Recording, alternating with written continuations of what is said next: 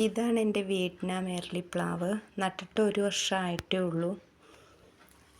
ഇന്നിപ്പോൾ ചെറിയൊരു പൊടിപ്പിൽ ചെറിയൊരു ചക്ക കായ്ച്ച് കിടപ്പുണ്ട്. ഇത് പിടിക്കുന്ന ലക്ഷണമില്ല, കാരണം ചെറിയൊരു കൂമ്പിലാണ് ഉണ്ടായിരിക്കുന്നത്.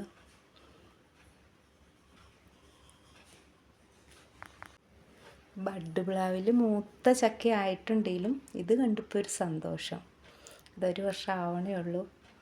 മറ്റേത് ബഡ് പ്ലാവാണ്. അതിൽ നിറച്ച് ചക്കയായി തുടങ്ങിയിട്ടുണ്ട്. ആദ്യം ഉണ്ടായതൊക്കെ മൂത്ത് തുടങ്ങി. ഈ ചാനലൊന്ന് സബ്സ്ക്രൈബ് ചെയ്യുക, ലൈക്ക് ചെയ്യുക, ഷെയർ ചെയ്യുക, കമൻ്റ് ഇടുക.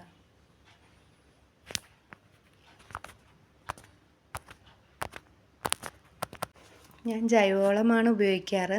വേനലായാൽ നനച്ചു കൊടുക്കും. കുറച്ച് സ്ഥലമുള്ളവർക്കും നടാൻ പറ്റിയ ഒരു പ്ലാവാണ് കേട്ടോ. കാരണം അധികം വലുതാവണതിന് മുമ്പ് തന്നെ നമുക്ക് കാ കിട്ടി തുടങ്ങുമല്ലോ. എനിക്ക് ഒത്തിരി ഇഷ്ടമുള്ളൊരു ഫ്രൂട്ടാണ് കേട്ടോ ജാക്ക് ഫ്രൂട്ട്. നമ്മൾ ഒരേ പ്ലാന്റ് നടുമ്പോഴും അതിനൊരു 10-15 അടി അകൽച്ചയെങ്കിലും വേണം കേട്ടോ. ഒന്നിനോട് മുട്ടി നിൽക്കാത്ത രീതിയിൽ വേണം നടാൻ.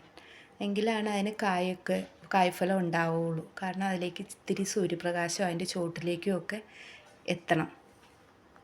നിങ്ങൾക്ക് ഈ വീഡിയോ ഇഷ്ടപ്പെട്ടു എന്ന് കരുതുന്നു. Thank you.